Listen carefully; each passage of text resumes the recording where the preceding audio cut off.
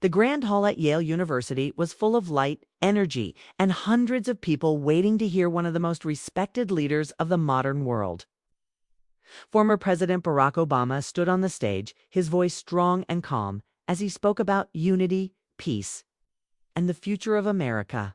His words flowed smoothly, each sentence carrying the power to inspire. Unity does not mean we all agree, Obama said. It means we respect each other. It means we listen. The audience clapped loudly. Many students raised their phones high, recording the speech and sharing it live on social media.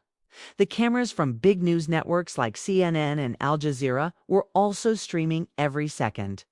It was a moment the whole world was watching. But not everyone in the hall was on the guest list.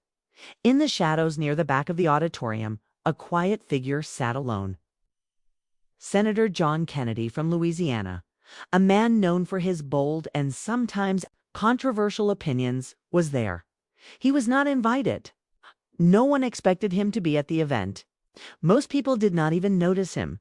He sat silently for a while, his face serious, his hands resting on his knees.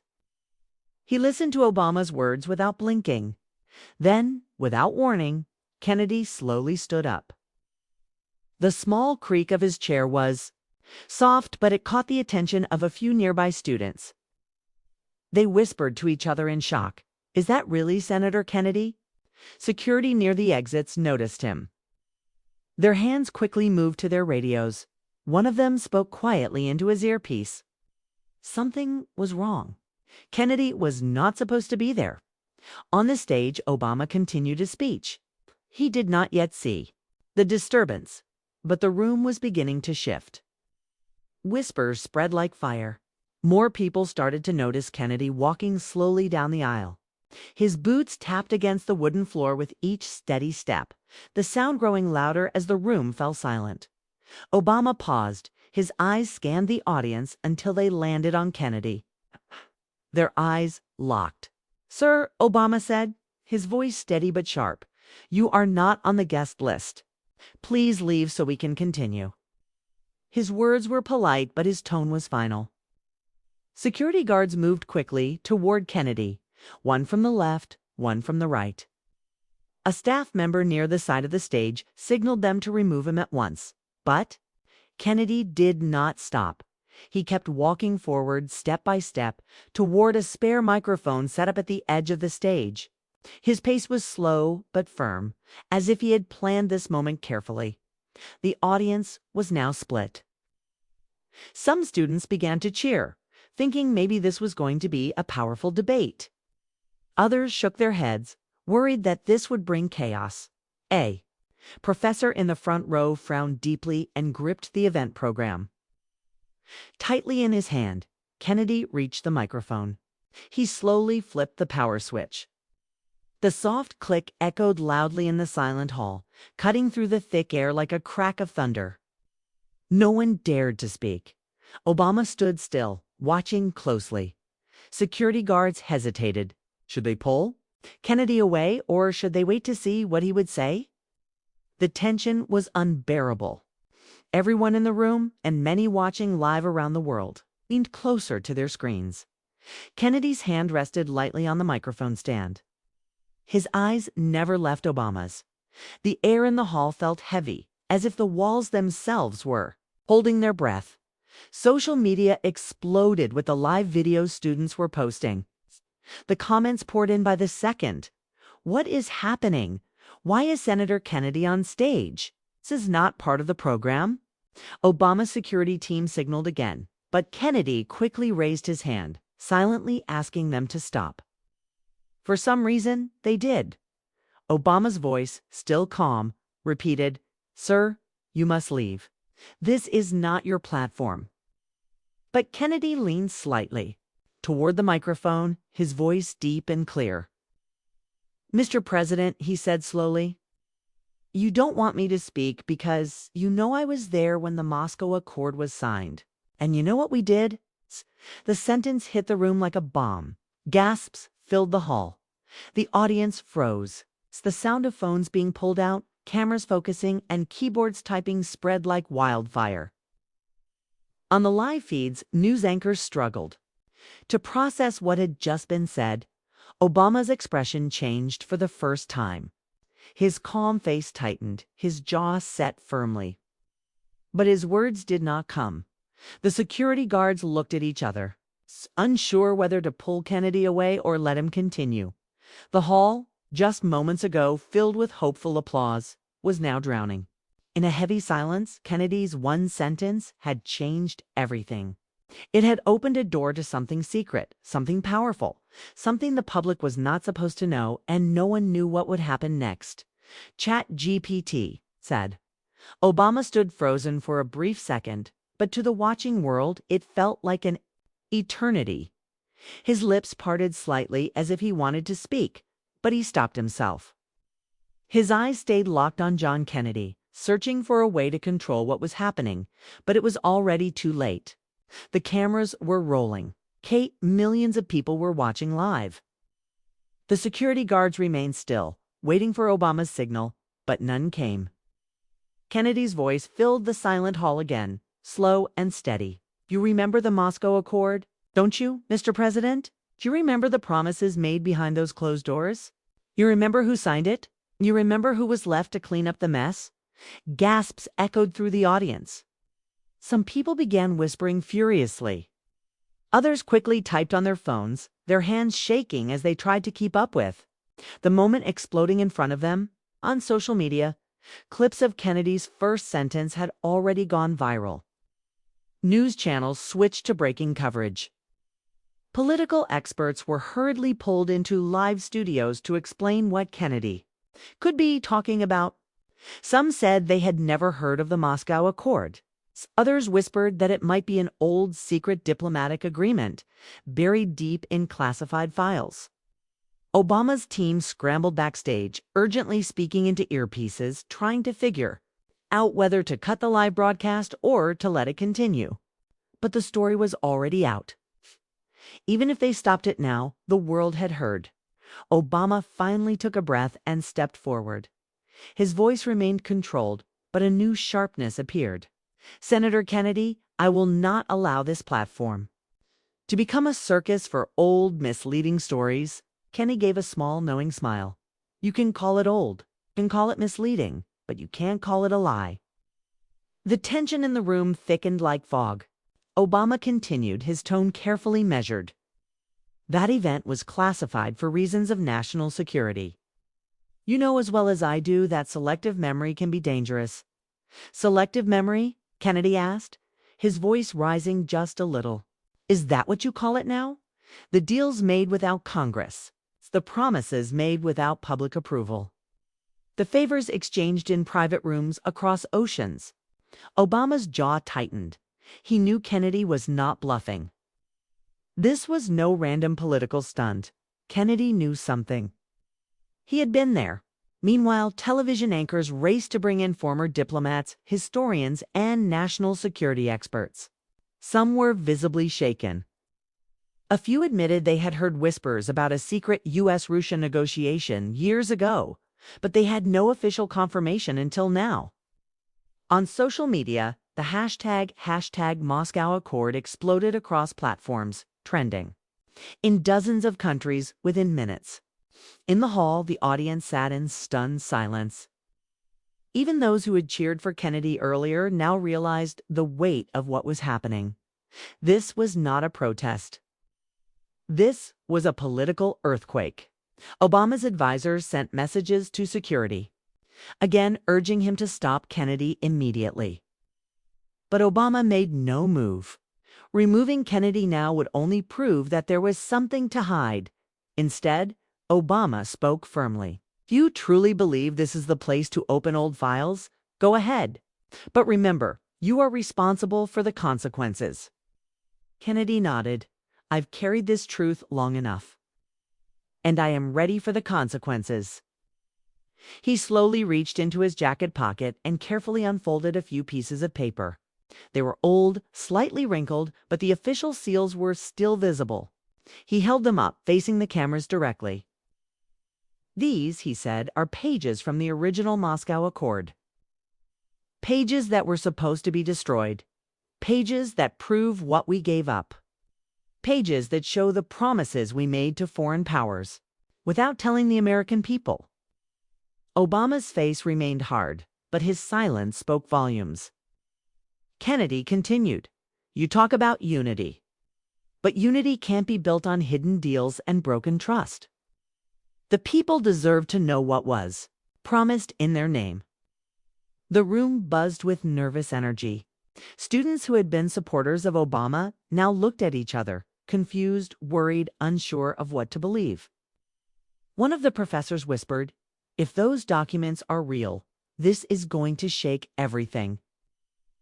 Obama carefully folded his hands in front of him. His voice was calm, but each word hit like iron.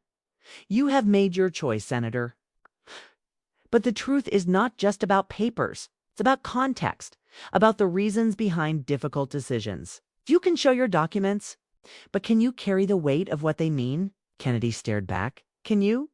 Without another word, Kennedy stepped away from the microphone and walked out of the hall, leaving the papers in full view of the cameras. The room remained silent, filled with a heavy sense of something irreversible. The live coverage continued, as news anchors scrambled to explain the documents now being flashed across the screen. The game had changed. No one knew what would happen next. The Yale auditorium remained silent long after John Kennedy's footsteps faded from the hall. Barack Obama stood still, his hands resting on the podium, his face unreadable. He knew the cameras were still live. Millions of people were watching. Every movement, every pause was being analyzed in real time across television screens and social media. Platforms around the world, the documents Kennedy had left behind now rested on a small table near the stage. The official seals of the United States and the Russian Federation were visible. They were no longer secrets. Journalists and political analysts scrambled to capture the first clear images, zooming in on screenshots, trying to read the fine print. From the live feed, Obama slowly stepped away from the podium and moved toward the documents. He looked down at them for a long moment, his breath steady but heavy. He turned to the audience. "Ladies and gentlemen," he said, his voice calm but firm, "the story you just witnessed will be discussed, debated, and questioned. But let me remind you, national security, international stability, and the future of peace have always required difficult choices." Some people clapped nervously. Others remained completely silent. Obama raised his hand gently, signaling the event was over. The official broadcast ended, but independent news cameras kept rolling. Backstage, his senior advisors rushed to him. "We need to respond immediately," one whispered, holding his phone. "The Moscow Accord is trending worldwide. News networks are flooding with the story. Kennedy's interview with Al Jazeera is starting now." Obama's eyes narrowed. "He's moving fast," he said softly. His chief of staff added, "Senator Kennedy just confirmed to the press that he has more documents. He's threatening to release them one by one unless you hold a full press conference to explain your role." Obama took a slow breath and nodded. "Let him talk. If we rush, we look guilty. We need to control this carefully." Meanwhile, on Al Jazeera, John Kennedy appeared live from an unknown location. He was calm, focused, and held more documents in his hands. In the interview, Kennedy said, "I never wanted to be the man who tears apart history, but the truth was buried too long. The Moscow Accord wasn't just a negotiation, it was a secret deal that protected certain international business interests in exchange for silence on military movements. It was never approved by Congress. It was signed by people who thought they knew what was best for the world." The anchor asked, "Are you saying Barack Obama personally approved these deals?" Kennedy nodded. "I'm saying he led them." The interview spread like fire. Screens across the world replayed his words. News networks interrupted their regular programming. Experts appeared on live panels, some calling Kennedy a hero, others calling him a dangerous opportunist. Obama's team quickly prepared a public, Statement carefully written to acknowledge that international talks had taken place. But without confirming the details Kennedy described in his statement, Obama said the Moscow Accord, like many diplomatic efforts, aimed to protect the American people and prevent large-scale conflict. Some agreements were classified to maintain global stability. I stand by the decisions made for peace. But the statement wasn't enough. Journalists demanded more. Protesters gathered outside government buildings, holding signs that read, "No more secrets and tell us the truth." In Washington, the House Oversight Committee called an emergency session to investigate the Moscow Accord. The committee chair announced, "We will uncover the full story. No deal should be made in the shadows." Internationally, things grew tense. Russian officials, through carefully worded statements, hinted that they knew much more about the agreement. European leaders requested quiet briefings from American diplomats, worried about what had been exchanged behind closed doors years ago. Inside Obama's inner circle, pressure built quickly. Some advisors believed Kennedy was bluffing, that he didn't have the full documents. Others feared Kennedy had recordings or signed letters that could destroy careers. Obama's national security advisor warned, if Kennedy reveals direct evidence, it could fracture alliances. It could damage our credibility worldwide. Obama simply said, "We need to know what he's holding before he moves again." The media war intensified. On one side, Obama's supporters defended him, saying leadership often requires secrecy. On the other side, Kennedy's supporters demanded full exposure of the Moscow Accord. Social media users picked sides, using hashtags like #StandWithObama and #ExposeTheDeal. The internet turned the political conflict into a cultural battlefield, but the real question remained unanswered. What else did Kennedy have? In a quiet moment that evening, Obama stood alone in his study, staring at an old folder marked Moscow, Accord Eyes Only. He had not opened it in years. He gently placed his hand on the cover, but did not lift it. His phone buzzed. A message from his chief of staff appeared. Kennedy has scheduled another live interview tomorrow. He says the next document will shock the world. Obama's gaze hardened. The story was not over. The next move would decide everything. The next morning, the whole world woke up to a news storm. News channels across America, Europe, and Asia had only one headline: Kennedy's next reveal. What's hidden in the Moscow Accord? Every hour, more experts were invited to TV studios, arguing whether John Kennedy's claims were real or a political trick. Social media was flooded with videos from Yale showing Kennedy's sentence again and again. His face, his voice, and his documents had now become global symbols of either courage or betrayal, depending on who you asked. In Washington, Barack Obama met with his closest team behind closed doors. His face was calm, but his eyes showed the weight of the moment. "Mr. President," his national security advisor said carefully, "we cannot let this continue. Kennedy is now in control of the story. We need to take back the narrative." Obama nodded slowly. "What's his plan today?" His chief of staff quickly replied, "He's going live with Al Jazeera in 2 hours. His team says this next document will prove that the Moscow Accord didn't just involve Russia. They say it connects to private deals with energy companies and military contractors." Obama's jaw tightened. He knew exactly what that meant. The Moscow Accord was not just about peace. It had also included quiet economic deals that would look terrible if shown without the right context.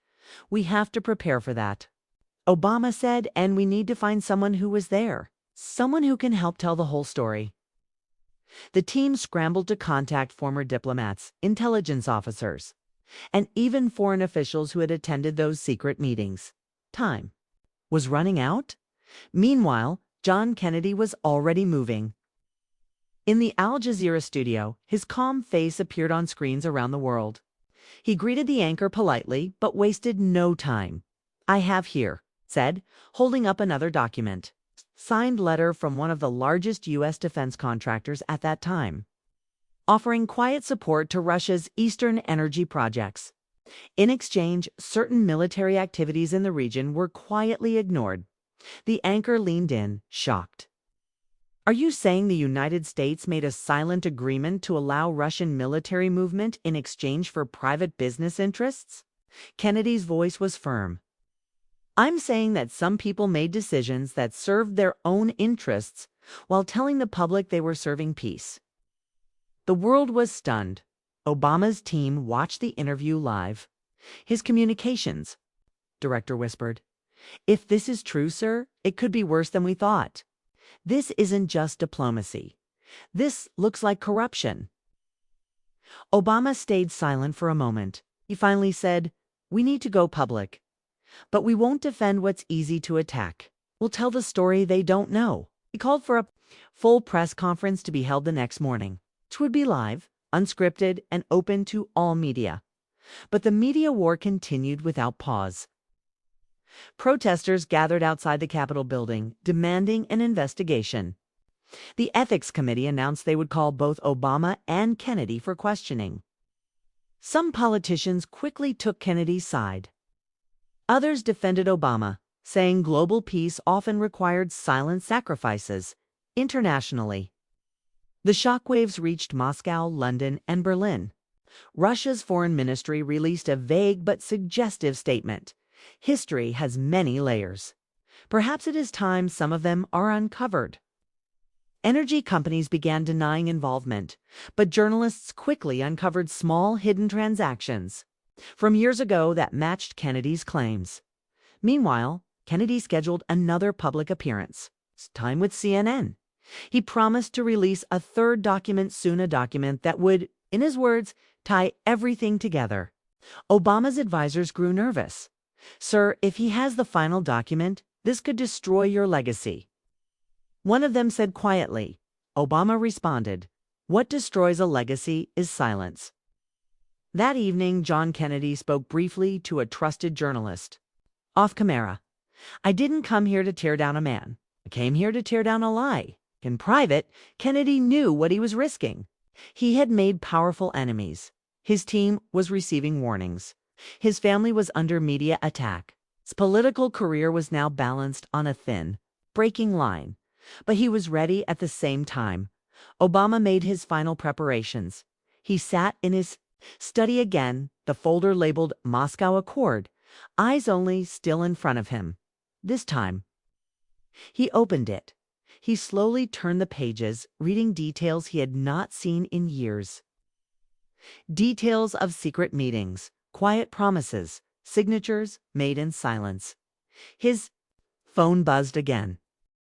ChatGPT said, "The morning of the press conference arrived like the calm before a dangerous storm." Outside the National Press Club in Washington, reporters, protesters, and political supporters gathered in huge numbers. TV vans lined the streets, cameras set up on every corner. The world was waiting. Inside, Barack Obama sat quietly in the preparation room. His team hovered around him, adjusting microphones and reviewing last-minute notes. But Obama waved the papers away. "No speeches," he said. "I'll speak from the truth." His chief of staff looked worried. "Sir, Kennedy is scheduled to appear live on CNN an hour after you. If you don't control this moment, he will." Obama simply nodded. Let him. At exactly 10 a.m., Obama stepped onto the stage, facing a wall of flashing cameras. Calm presence filled the room. As the reporters fell silent, he began. "I know many of you have questions about the Moscow Accord, questions about the documents Senator Kennedy has presented, questions about decisions made behind closed doors." He paused for a moment, letting the weight of his words settle. "Let me be clear. The Moscow Accord was real. It was not a public treaty. It was not signed by Congress. It was an emergency agreement made during a time when the world was on the edge of collapse." The room exploded with camera flashes and murmurs. Obama continued. "After the 2010 diplomatic crisis between Russia and NATO, we faced a choice. Either allow open military confrontation or find another way. He carefully explained that the Moscow Accord was a hidden framework designed to prevent immediate war, protect key energy routes, and buy time for diplomatic efforts. He admitted that secret meetings had taken place, but denied that personal financial gain was involved. "I did what I thought was right to protect lives. I stand by the intention. But I understand why people are angry. They deserve to know." A reporter shouted, "Did you profit from these deals, sir?" Obama's answer was quick and firm. "No, there were no personal profits, but I can't say the same for everyone involved." The room fell silent again. Obama surprised everyone when he said, "I am calling for the full declassification of the Moscow Accord and all connected documents." The American people deserve the truth every page. His advisors backstage were stunned. They had not prepared for this. Some of them whispered urgently, worried that releasing everything would expose sensitive names, even foreign agents. But Obama continued, "I will testify before Congress. I will face the investigation, and I will not hide from what we did. Because protecting democracy means facing its darkest corners." The press conference ended in chaos. Journalists shouted over each other, trying to get one last question. But Obama had said enough. An hour later, John Kennedy appeared live on CNN, ready to reveal his third document. He began confidently, holding up a sealed envelope. But something had changed. The anchor interrupted him. "Senator, you're aware that President Obama has just called for the full release of the Moscow Accord documents." Kennedy's face twitched, surprised for the first time. He had expected denial, not full exposure. "Yes," he said slowly. "But declassification takes time. I have this." Now, he opened the envelope carefully, revealing a signed communication between a U.S. defense contractor and a Russian energy company. The document mentioned quiet cooperation, exactly as Kennedy had warned. But the anchor pressed him. "Senator, the document does not mention Obama by name. She's saying he personally approved this?" Kennedy hesitated. "I'm saying his team knew, but not necessarily him." Kennedy's grip tightened. His power was slipping. The story was no longer in his control. Social media erupted again, but the momentum had shifted. Obama's bold move to declassify everything made him look transparent. Kennedy's evidence was still serious, but now it appeared incomplete. Possibly part of a larger system that went beyond one man. Political experts quickly divided. Some still called Kennedy a whistleblower, a hero. Others began questioning whether his attack had been timed for political gain. In Washington, the House Oversight Committee scheduled Obama's testimony. News networks promised live coverage. The story became not just about the Moscow Accord, but about how much power should remain secret. That night, Kennedy sat in his private office, reading the flood of reactions. His advisors were silent, knowing that Obama's press conference had changed the game. Kennedy whispered to himself, "I wanted the truth. But maybe I wanted a victory more." Meanwhile, Obama prepared his family for the weeks ahead. He knew the coming investigation would be brutal. Secrets would come out. Trust would be tested. But he also knew something else. By facing it directly, by putting everything on the table, he had pulled the fight back into his hands. The story was far from over. The next phase would not just decide the truth. It would decide who the people would believe, ChatGPT said. As the sun rose over Washington the next morning, the city felt like it was holding its breath. Across the country, Americans tuned in to live coverage, waiting for what would become one of the most intense congressional hearings in modern political history.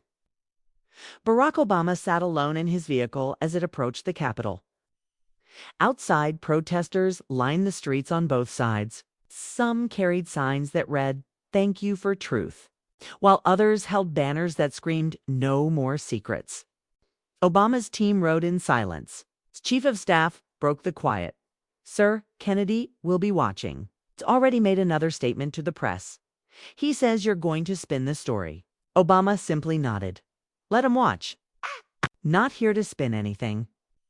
Inside the packed congressional hearing room, television cameras pointed directly at the witness chair. Reporters whispered, pages flipped nervously, and politicians sharpened their questions. When Obama entered, the room went still. He greeted no one. He walked straight to the chair and took his seat under the glaring lights. The committee chair, a stern woman from the Ethics Oversight Committee, spoke first. Mr. Obama, do you confirm the existence of the Moscow Accord and its contents? I do, Obama said clearly. And you admit you did not inform Congress or the American people? I do. The room stirred with murmurs. But you believe you were justified? Obama's voice was steady. I do. I believe I prevented a war. I believe I protected American lives. But I also believe now that the people deserved to know. The chair leaned forward. Mr. Obama, we have received a testimony from Senator John Kennedy stating that personal financial gains were involved, that secret deals benefited private companies with direct ties to your administration. How do you respond to that? Obama's gaze did not flinch. There were deals made, but not for personal gain. They were made to hold peace in place, to buy time. Some of those connected companies acted beyond the limits we set. And for that, I take responsibility. It was a moment of rare political honesty. There was no denial, no blame shifting. One congressman, a harsh critic, raised his hand. So you're saying you allowed secret deals, knowing private companies would profit? I'm saying I made a terrible bargain, Obama answered. But sometimes terrible bargains save lives. History is full of them. As the questioning continued, Obama carefully walked the committee through classified moments, secret meetings, and international tensions the public had never known. He did not hide. He did not excuse. But he explained. Meanwhile, in a quiet Senate office, John Kennedy watched the hearing on a small screen. He had expected resistance. He had expected Obama to protect his legacy with silence. Instead, Obama was tearing his own story open. One of Kennedy's aides whispered, "Sir, this is not the battle we thought it would be." Kennedy said nothing. His hands slowly tapped on the desk, restless. Back in the hearing, the committee pressed harder. Mr. Obama, if you knew the deals were crossing ethical lines, why didn't you stop them? I was told pulling out would collapse the entire structure. I believed then that the risk of exposure was less dangerous than the risk of a global collapse. The committee chair stared at him. And now? Obama's voice softened. Now I believe hiding it was the greater risk. Because democracy cannot survive if the truth lives in shadows. The hearing went on for hours. By the end, both supporters and critics agreed on one thing. Obama had chosen to face the storm directly.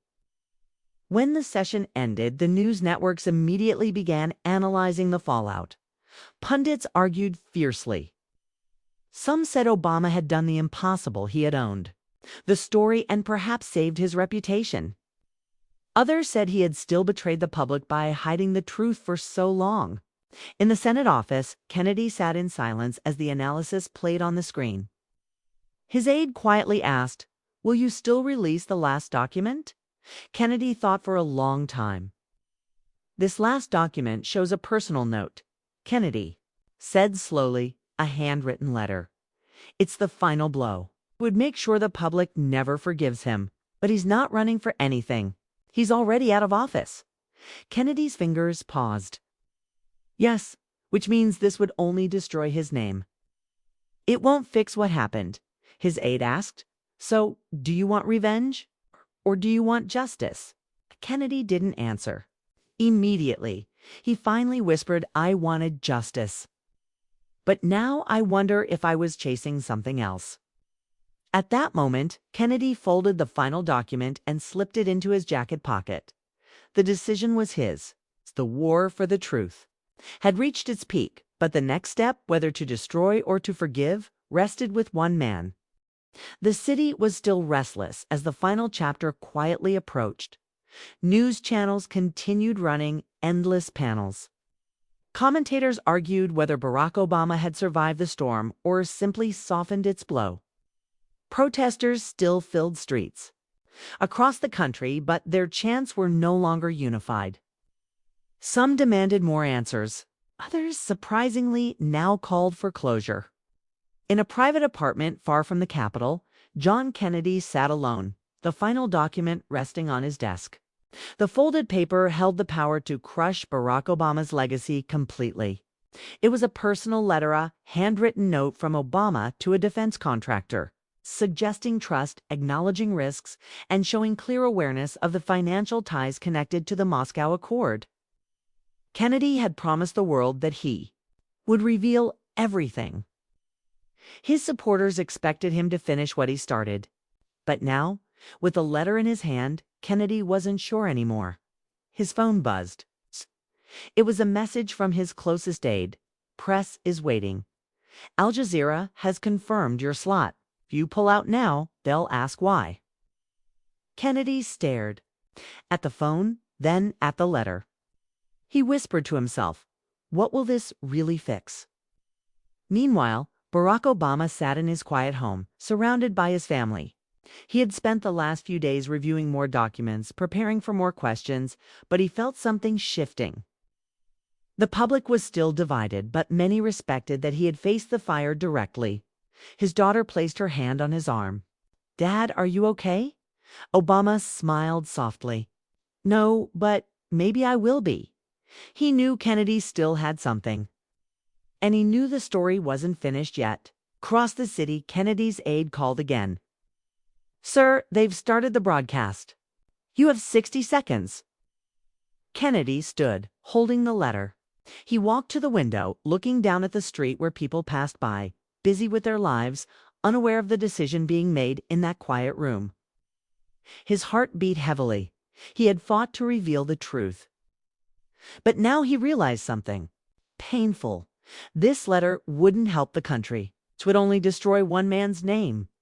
Justice had already been served. The truth was out. The documents were being declassified. Investigations were active. The American people now knew what had been hidden. But revenge that would be for himself. Kennedy closed his eyes. He slowly folded the letter again and placed it in a sealed envelope. His phone rang. His aide sounded surprised. "Senator, are you going to the studio?" Kennedy answered softly. "Cancel the interview.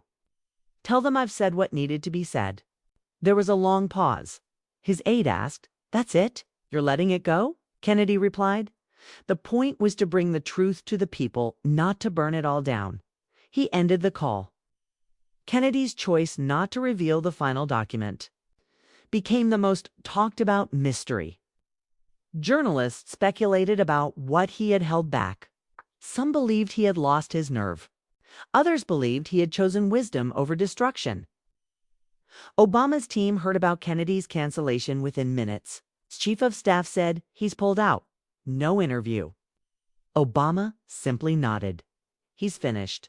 His chief of staff hesitated. "Do you think he had something more?" "I know he did," Obama replied. "But he chose not to use it. That takes strength." In the days that followed, the congressional investigation continued. Some officials were removed from their positions. Several companies faced heavy fines. International partners demanded clearer agreements for future diplomacy. Obama's legacy remained scarred but not broken. The truth had been painful, but his decision to face it saved him from total collapse. Kennedy, on the other hand, faded quietly from the center of the story. He returned to his work, no longer seen as a political attacker, but rather as a complex figure, a man who challenged power, but who also knew when to stop. The two men never spoke directly. But in his final speech on the matter, Obama said something that seemed like a quiet message to Kennedy. Sometimes the hardest thing is not speaking. Sometimes the hardest thing is letting go when you've already won. The world moved forward, but the story stayed alive in documentaries, books, and university debates. It became a case study of power, secrecy, and the razor-thin line between justice and revenge. John Kennedy kept the final document locked away, never shown to anyone. His reasons belonged only to him. And in the end, both men had changed the story, not just for themselves, but for history.